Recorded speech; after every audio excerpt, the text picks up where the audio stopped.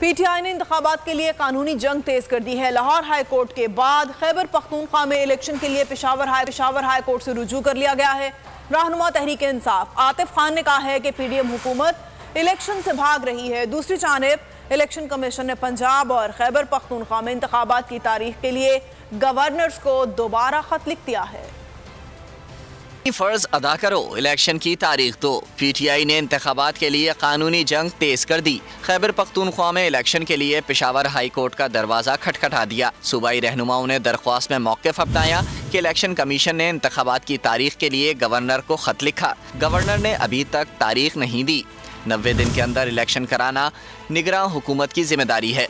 रहनुमा तहरीक इंसाफ आतिफ खान ने कहा, गवर्नर का तारीख न देना गैर आइनी है। पीडीएम हुकूमत इलेक्शन से भाग रही है।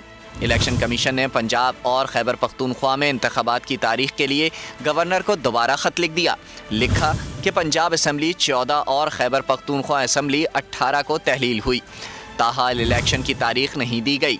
आर्टिकल 105 के तहत तहलील की सूरत में गवर्नर का इलेक्शन की तारीख देना ज़रूरी है। इलेक्शन कमीशन ने गवर्नर को 24 जनवरी को ख़त लिखे थे, ताहाल खतूत के जवाब नहीं दिए गए।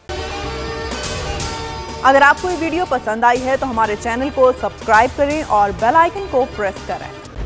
खूने नाहक बहुत पी चुकी ये जमीन, अब कोई दिन में ये खून उगलने को है। खत्म हो जाएगी ये तमाशागरी, वक्त पलटेगा रोजे जजा की तरह। ये जो पेशावर में ताजा लहू है बहा, एक क़यामत करेगा फलक पर बपा। गम की सलमनाक घड़ी में बोल सानह पेशावर में शहीद होने वालों के लवाहिकीन के साथ।